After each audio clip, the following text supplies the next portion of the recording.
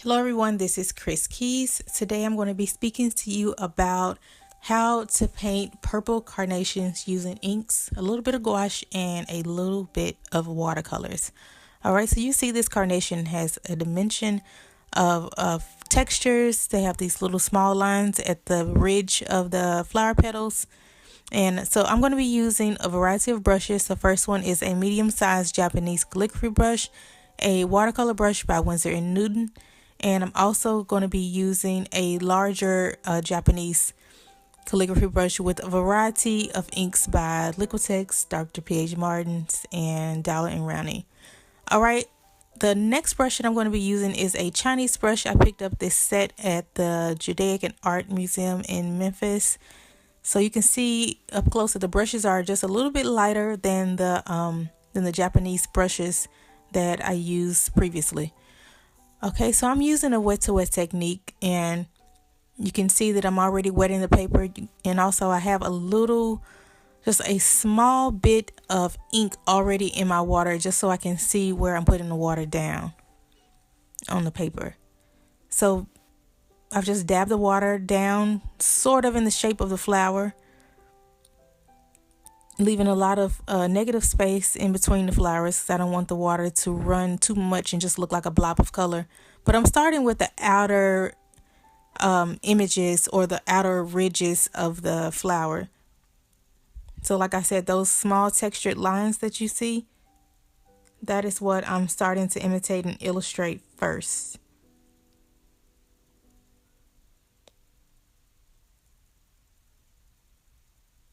And if you just pay attention to how I'm holding the brush, I'm not holding it towards the end where the bristles are, because that would make the flower painting too tight and a little too stiff.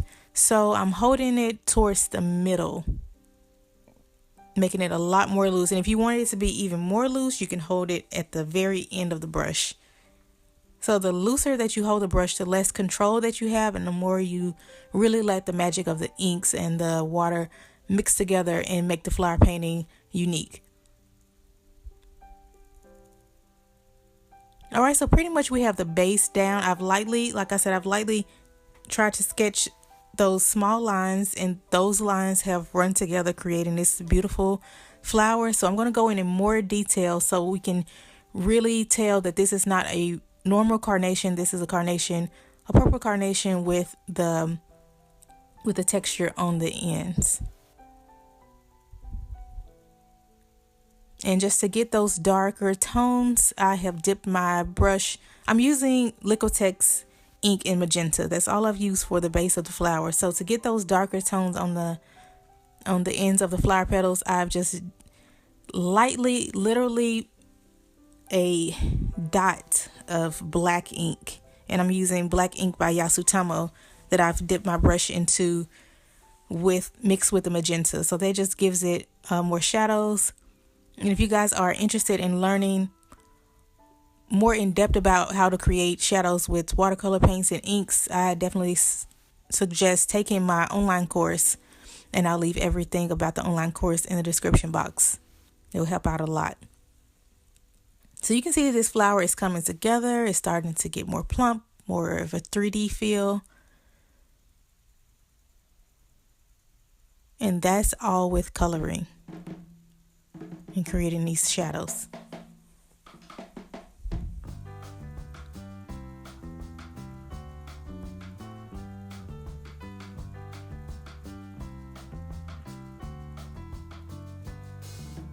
And so that's pretty much for the first flower. We don't want to overdo it and make it too stiff. You have to know when to stop. So I'm going to go to the second flower, and if I need more details with the first one, then I'll go back. Okay, so for this one, I'm painting the flower as if it has blooms and the flower petals have spread out, and it's not a lot of those curvy detailed petals in the middle. So the petals will appear to be a lot larger. So for this one, I'm starting within the middle of the flower and still doing that sort of line sweeping motion. And if you can tell on the paper, I've put down enough water so that it can flow. Not too little because you don't want the inks to have a hard time working together, but not too much because you can easily end up with just a blob of ink that just looks like nothing. So it takes a little bit of practice to just see how much ink and how much water, the ratio of water to ink to put down.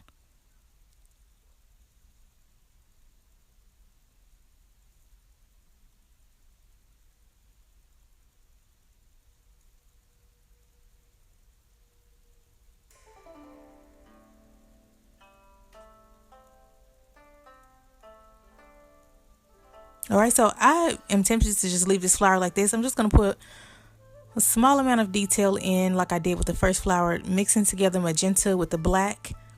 And then I'll add some stems and I'll be finished with this one.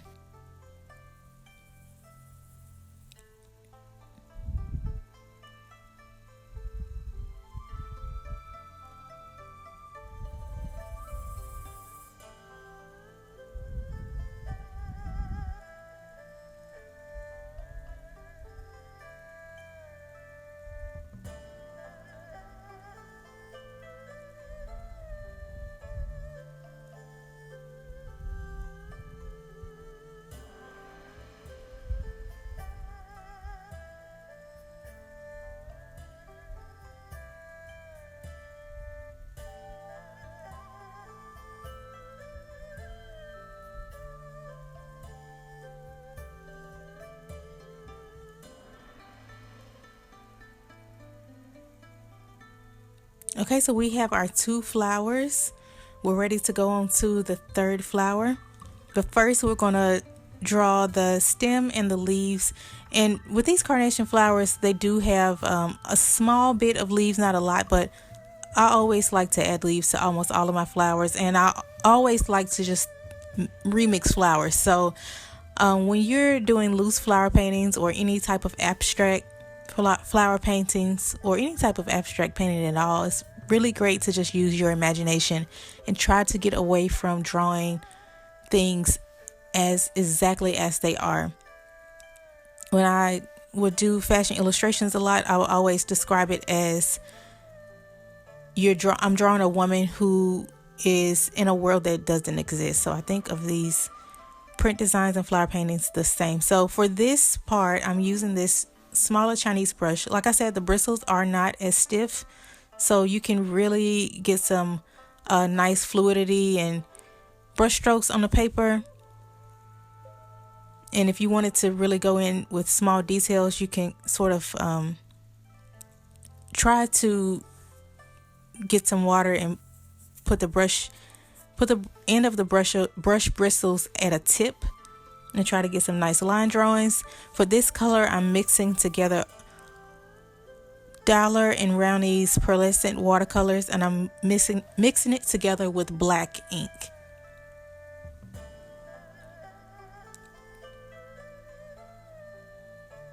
So in my collection of watercolors or inks, I only have 2 greens, and it's a really light green and a aqua color green, but I always mix it together with black just to darken it if I need to. And if you want to lighten it, you can always mix it together with yellow.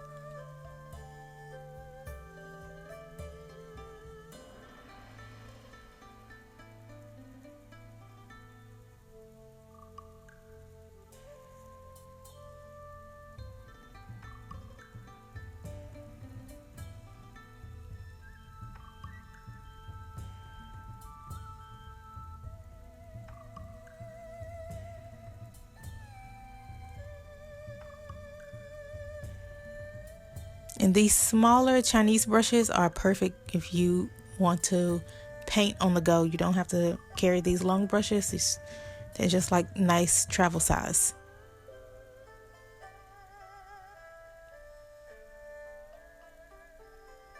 So I'm going to do one more small leaf painting at the top off camera.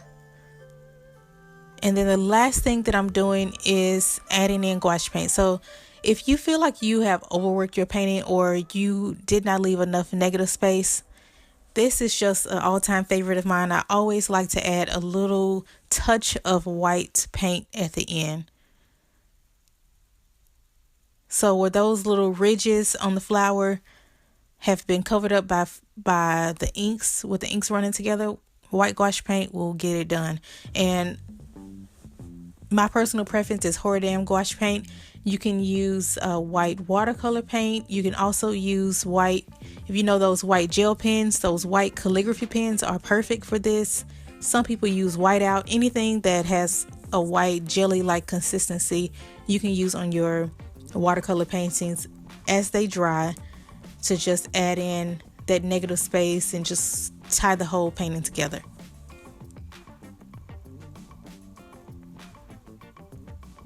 I'm even adding gouache paint to the leaves.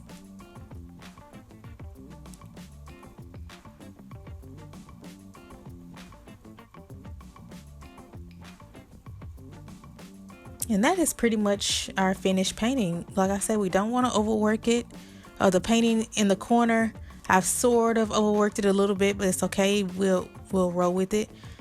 And that is how you paint a purple carnation using ink, gouache, and watercolor paper. Thank you guys again for watching. Like I said at the beginning of the video, I do have a course on painting flowers and teaching you how to mix flowers, giving you feedback on your paintings and how to get proportions down. So I'll leave a link in the description box where you can sign up. And I hope that you guys will try to paint this. If you are having a hard time with using inks and watercolors, just keep practicing, keep practicing. I promise you, you will get better at it as I have. All right, you guys have a wonderful week. Keep practicing, keep painting, and I will see you next week. Ciao.